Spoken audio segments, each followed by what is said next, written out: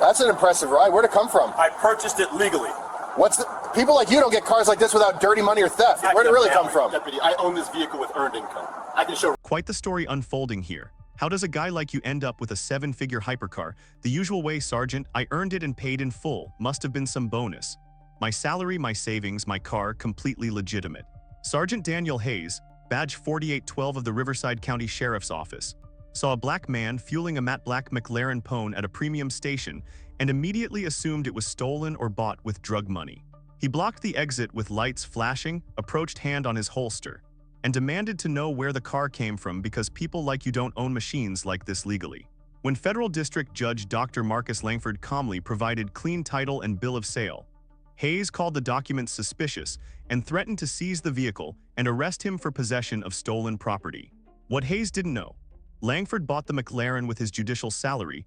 The entire encounter was captured on high-res station cameras and bystander phones, and his belief that a black man couldn't rightfully own an 8-figure car would cost Hayes his badge and trigger an 8-figure civil rights settlement. What city or region are you watching from? Drop it in the comments.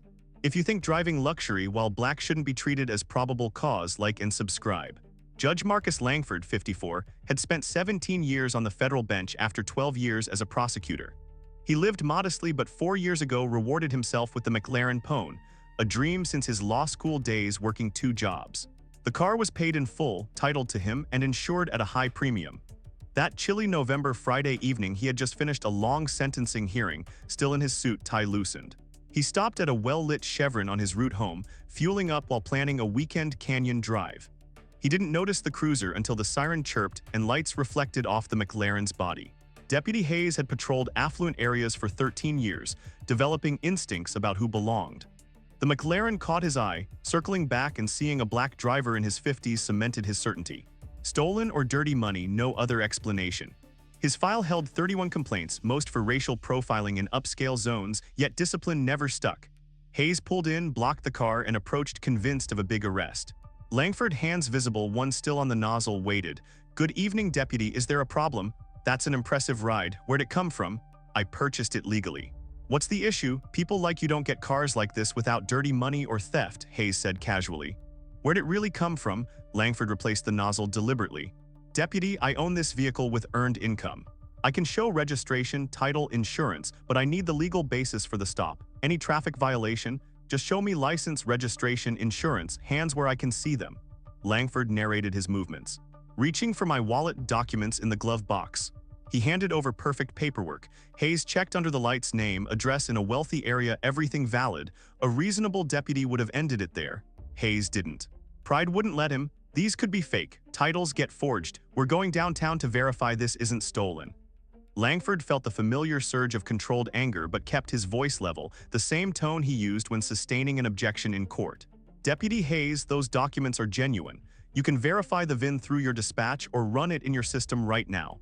The title is registered to me at my home address in Crestwood Heights. Call the DMV hotline if you need to. Everything will check out.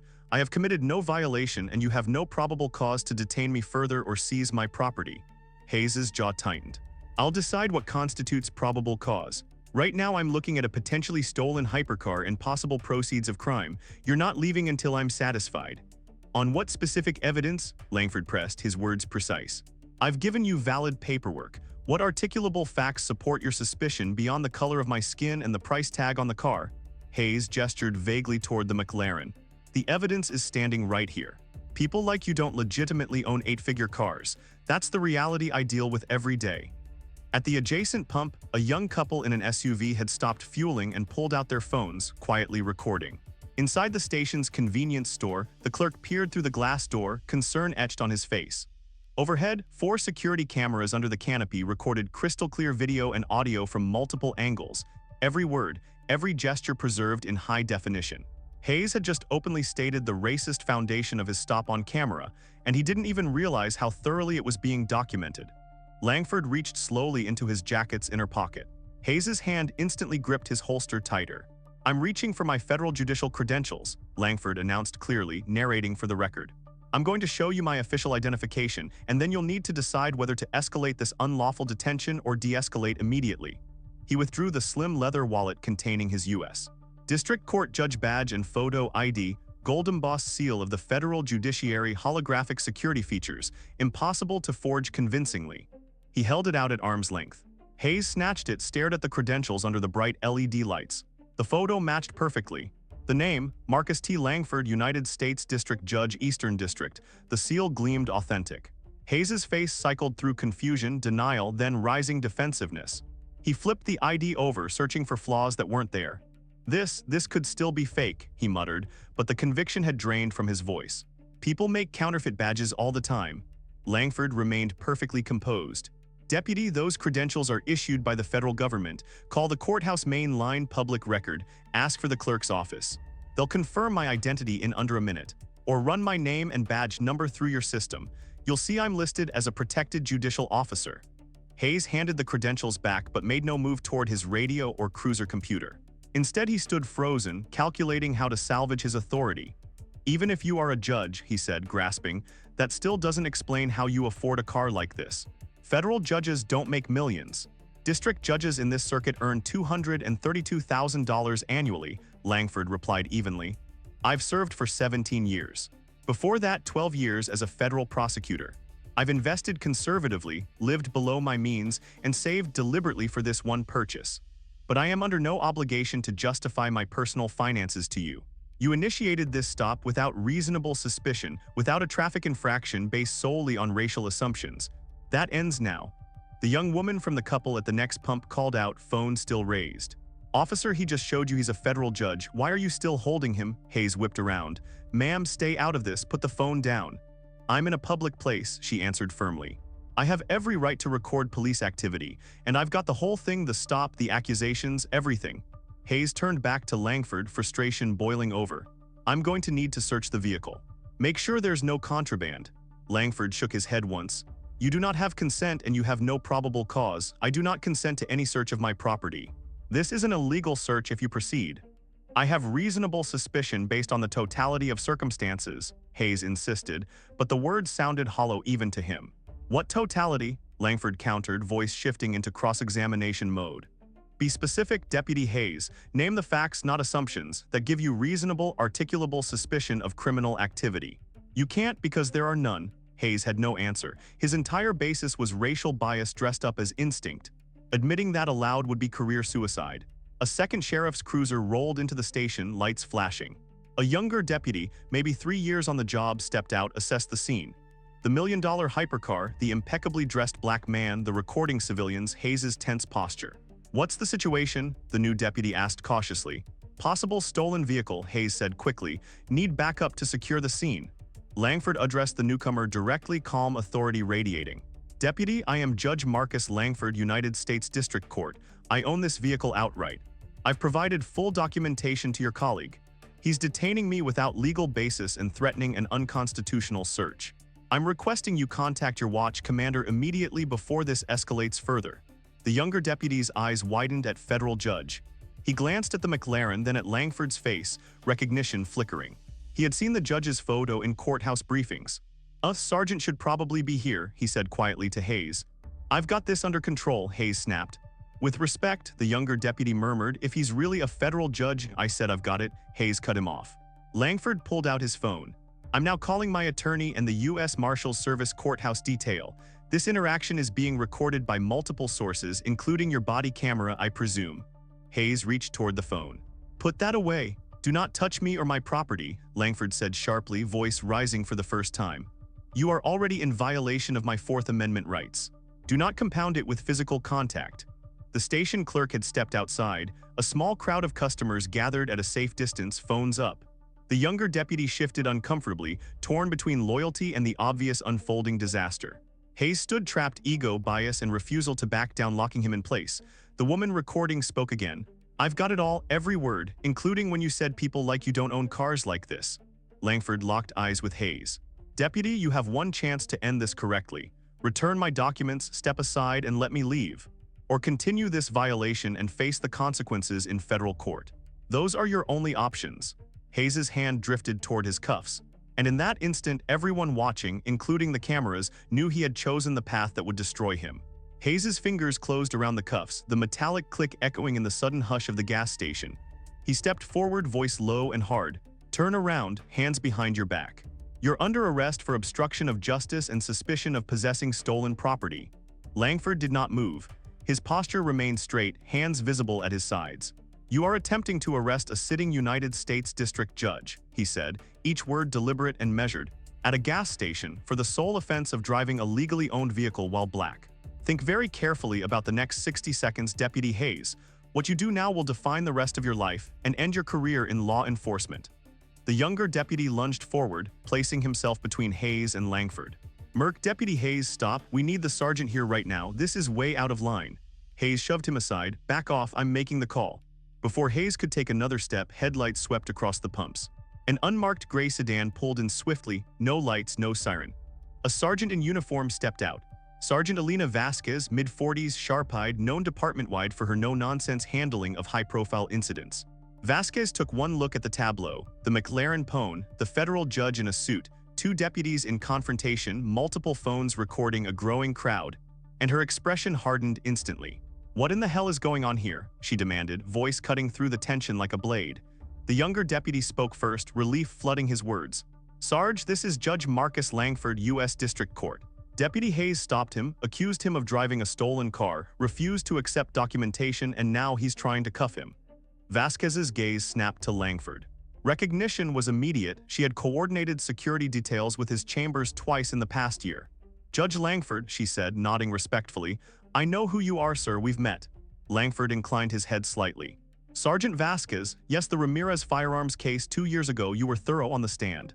Vasquez turned to Hayes, her tone icy. Explain now. Hayes straightened, trying to project authority. I observed a high-value vehicle at this station. Driver fit a profile for narcotics proceeds or theft. I made a traffic stop, investigative stop. He provided documents, but they could be forged. I was about to verify further when he became uncooperative. Vasquez's eyes narrowed. You observed a traffic violation? No, ma'am. Ran the plates before approaching? Hayes hesitated. No? Any bolo or stolen vehicle report matching this description? No, but the circumstances. Vasquez held up a hand, silencing him. She walked to the McLaren, glanced at the registration still in Hayes' grip, then checked the VIN plate through the windshield. Everything matched perfectly, clean, current, no flags. She turned back, fury barely leashed. Judge Langford's information is in our system. He's flagged as a judicial officer. You could have run his name in 30 seconds and confirmed everything. Instead, you profiled him, accused him of being a criminal, ignored valid proof of ownership, and escalated to arrest. Is that accurate? Hayes' face flushed red. I was acting on reasonable suspicion. Reasonable suspicion of what? Vasquez cut in. Being black in an expensive car, that's not suspicion, that's bias. The woman who had been recording from the beginning spoke up again, phone steady. I've got it all on video, Sergeant. He literally said, people like you don't own cars like this unless it's stolen or dirty money. It's crystal clear. Vasquez glanced at the phone, then at the security camera canopy, then back at Hayes. The weight of multiple recordings settled over the scene like a physical force. Deputy Hayes, she said quietly, badge and sidearm, you're suspended immediately, pending internal affairs and possible criminal referral. Hayes' hands shook as he unclipped his badge. Sarge, I was just doing my job. Your job doesn't include racial profiling federal judges, Vasquez snapped. Or anyone else, hand them over. He complied, face ashen. The younger deputy looked away, embarrassed for his colleague. Langford collected his documents from Vasquez's outstretched hand. He spoke directly to Hayes one last time, voice cold and final. You saw a black man fueling a McLaren and decided he must be a thief or a dealer. You ignored every piece of evidence I provided, registration, title, insurance, judicial credentials, because none of it fit your stereotype. That decision just cost you your badge, your pension, and any future in law enforcement. I will see you in federal court, Deputy Hayes, and this time I will not be presiding, I will be the plaintiff. He turned to Vasquez. Sergeant, thank you for intervening. I will be filing a formal complaint with your department tonight and a civil rights action in federal court by Monday. The footage from these cameras and the witnesses will speak for itself. Vasquez nodded gravely. Understood, Your Honor. I'll make sure IA is notified immediately and the video is preserved. If there's anything else you need from us tonight, I'll be in touch through proper channels, Langford said. He opened the McLaren's door, slid into the driver's seat, and started the engine. The V8 hybrid powerplant purred to life with restrained menace. As he pulled away slowly, the crowd parted. Phones stayed raised, capturing the final image. A black federal judge driving off in his 8-figure hypercar while a disgraced deputy stood handcuffless, badge in hand, career in ashes. By the time Langford reached the highway, the first clips were already uploading to social media.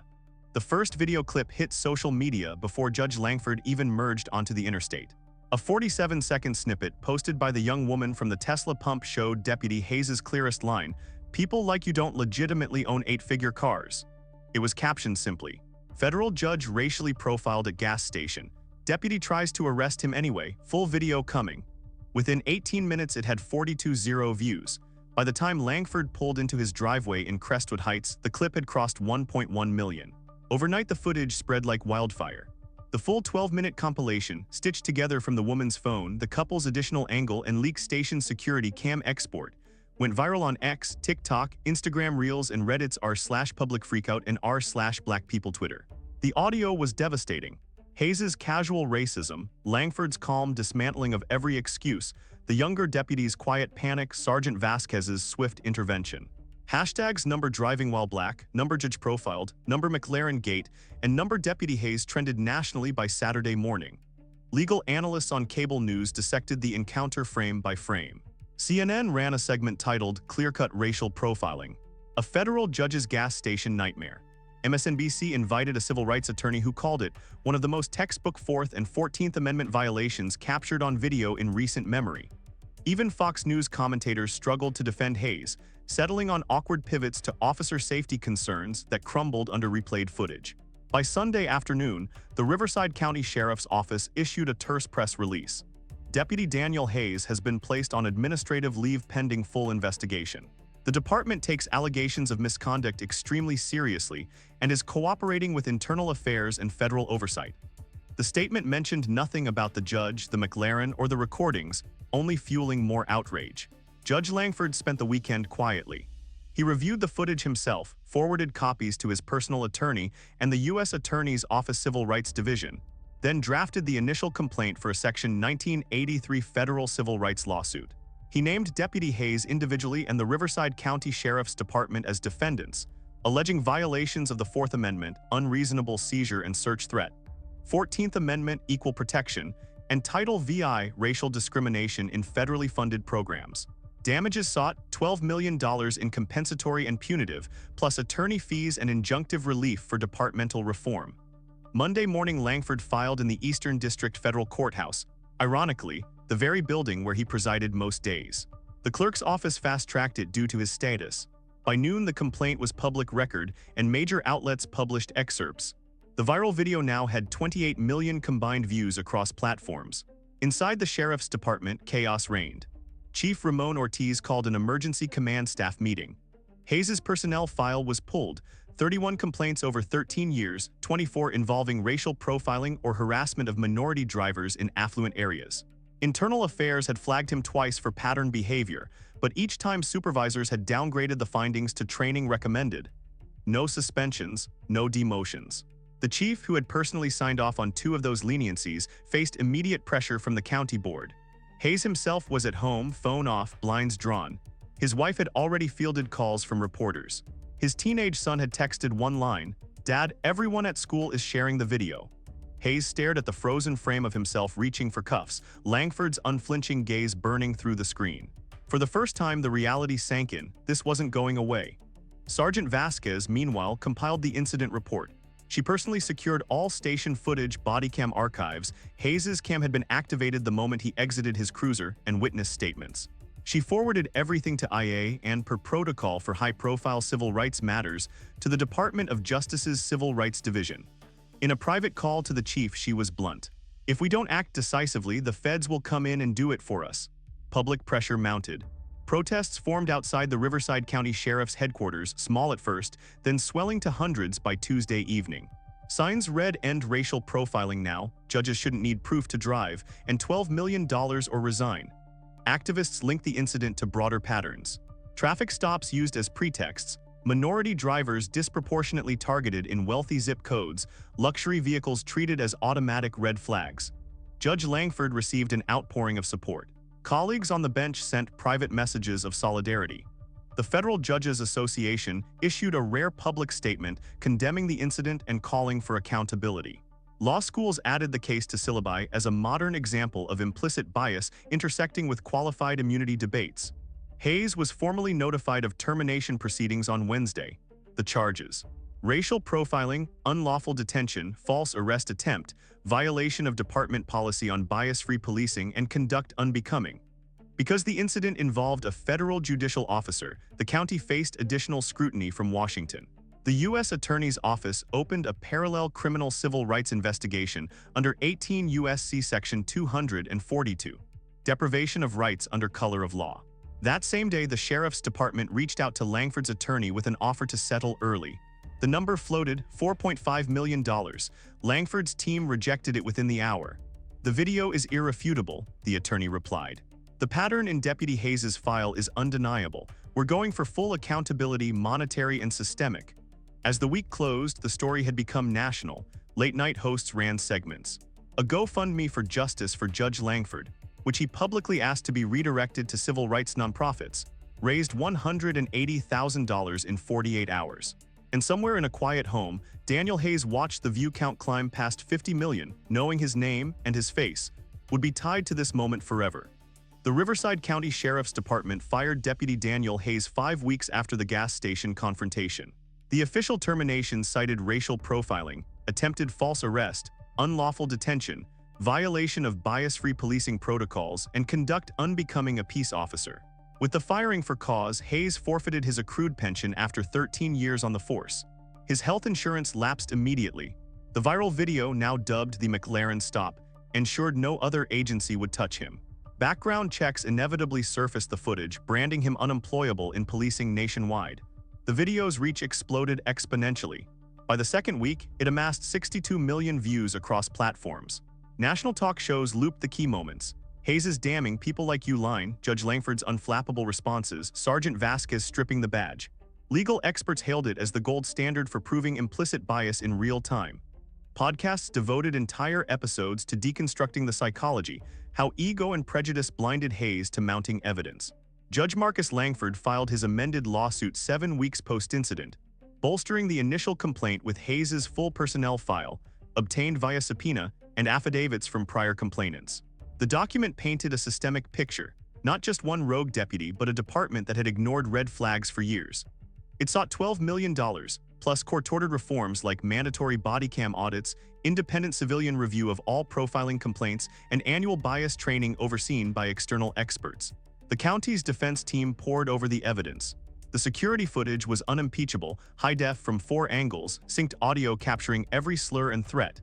Hayes' 31 complaints formed a damning pattern. 24 targeted minorities in luxury vehicles or upscale neighborhoods, with stops based on vibes rather than violations. When the attorneys modeled trial outcomes, the math was grim. A jury watching a deputy try to cuff a federal judge on video would award maximum damages, plus the PR nightmare of prolonged litigation. Settlement talks accelerated. The county offered $6.8 million at the 10-week mark. Langford's side countered at $11.5 million with non-negotiable reforms. By month 4, with DOJ investigators sniffing around for a pattern or practice probe, the county caved. Full $12 million, plus a public apology from Chief Ortiz and the county executive, delivered in a press conference streamed live. Langford accepted the settlement in his chambers, flanked by attorneys. He addressed the chief directly: "Money doesn't erase the indignity of being treated like a criminal in public, my success reduced to suspicion. But this ensures it happens to fewer people after me." The reforms were binding. New stop protocols requiring pre-approach plate runs and documented articulable suspicion, quarterly complaint reviews by a civilian board, and Hayes' file as mandatory training material. For Hayes, the fallout was total.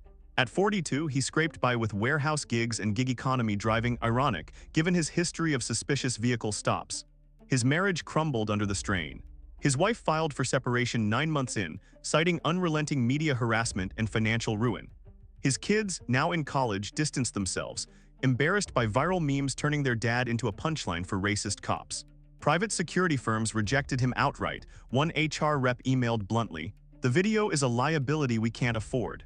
The Sheriff's Department faced sweeping changes post-settlement. Chief Ortiz resigned under board pressure, his oversight failures exposed. His replacement implemented the reforms aggressively. All luxury vehicle stops now required real-time supervisor sign-off. Bias training shifted from optional to mandatory biannual, with role-playing based on the McLaren incident. A new app tracks stop demographics for early bias detection. 6 officers with similar complaint histories were quietly retired or reassigned. Langford directed half his settlement to the Langford Equity Initiative, a nonprofit funding legal aid for profiling victims and scholarships for minority law students. He remained on the federal bench, his reputation elevated. Colleagues now cited his handling of the stop as a masterclass in de-escalation under duress. He still piloted the McLaren on weekends, but with upgrades. A 360-degree dash cam system and laminated copies of his credentials in the visor, a grim reminder that excellence while black often demands extra proof. Nationwide, the footage became curriculum staple. Police academies screened it as what not to do, bias over evidence. Instructors paused at Hayes's key lines, quizzing recruits. What went wrong here? How do assumptions override facts? Civil rights workshops used it to illustrate qualified immunity limits, pushing for legislative tweaks. 6 years after that November night, Judge Langford was elevated to the Ninth Circuit Court of Appeals, a pinnacle appointment confirmed unanimously. Daniel Hayes labored in manual jobs, haunted by the indelible online footprint. Search his name and the video topped results, a perpetual cautionary tale. The core message endured: black achievement isn't probable cause, wealth while black isn't evidence of wrongdoing. When officers let bias dictate actions, the price is careers shattered, departments reformed, and victims empowered. Owning luxury while black is a right, not a red flag. If you face doubt over your legitimate success, share below. What reforms truly end profiling? Post your ideas. And if you stand for celebrating minority excellence without suspicion, subscribe for more tales of accountability triumphing over injustice. Years later, the McLaren incident remained a landmark in civil rights. By 2031, 5 years after the event, it had reshaped training and policy nationwide. Judge Marcus Langford was elevated to the Ninth Circuit Court of Appeals in 2030. His confirmation was smooth. Senators praised his composure during the ordeal. At his swearing-in, the chief judge noted his ability to uphold the law under personal pressure.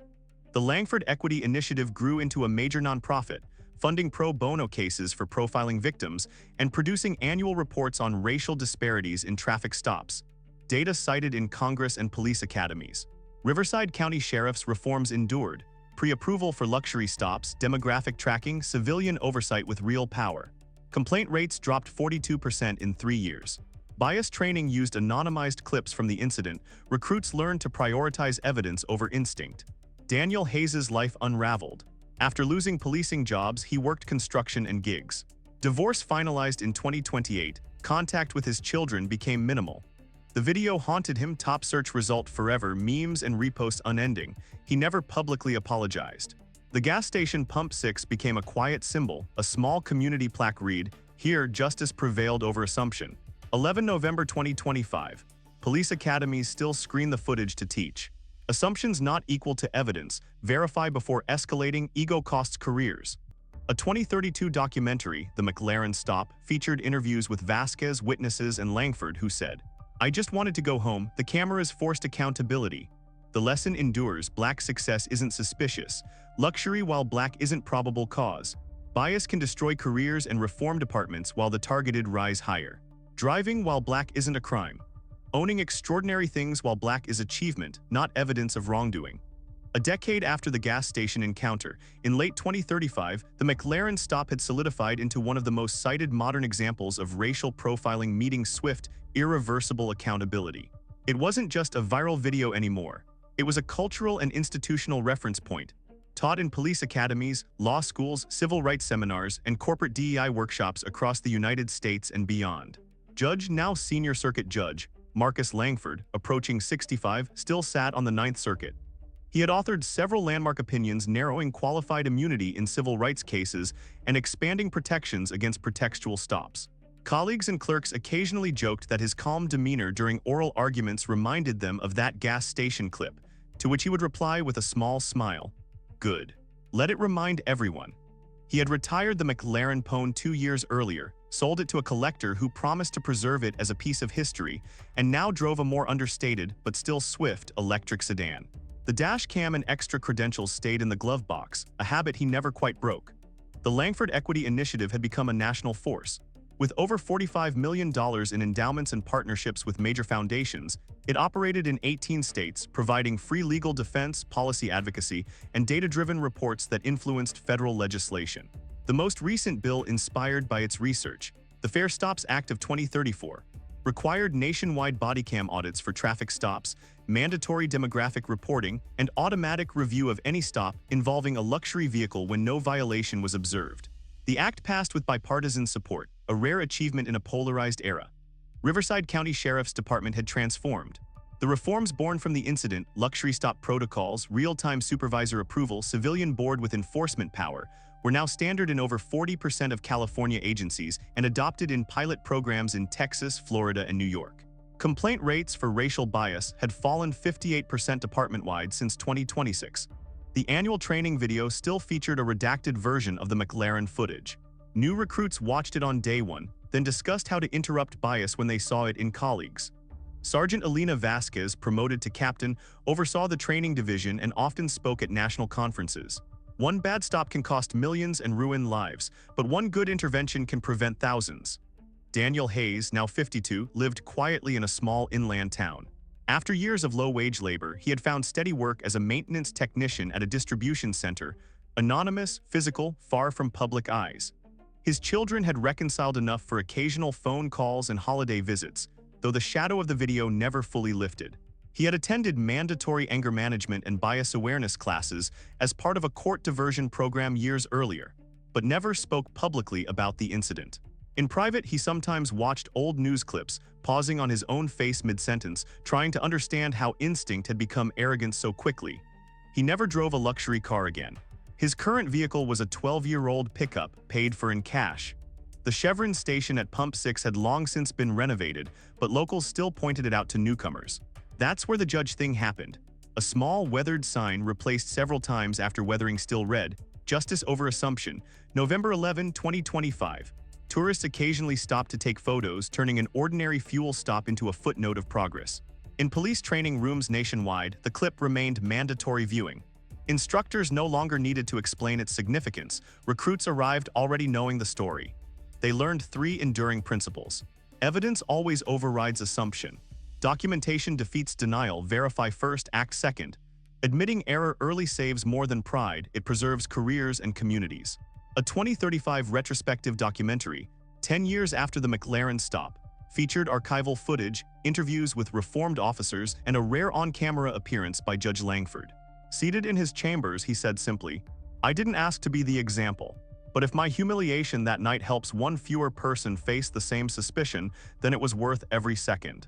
The cameras didn't just record injustice, they demanded justice. The film closed with a slow pan over a modern police academy classroom, diverse recruits watching the familiar footage, taking notes, discussing alternatives to escalation. No longer shocked by the racism, they were trained to recognize and reject it. In the end, the story closed a circle. A black man's legitimate success had been treated as crime. A deputy's unchecked bias had cost him everything. A department's failure to act earlier had cost millions. But from that single, recorded moment grew accountability, reform, and a small but measurable shift in how power meets presumption. Wealth while black is not suspicious. Achievement while black is not probable cause. And when bias blinds an officer to the obvious truth, the consequences can be total, while the person they targeted continues to ascend. Driving while black isn't a crime. Owning something extraordinary while black is proof of nothing except perseverance. If you've ever been questioned about your success, know this: the tide is turning slowly but surely. Share your stories, demand the reforms, and celebrate black excellence without apology. Thank you for following this story to the end.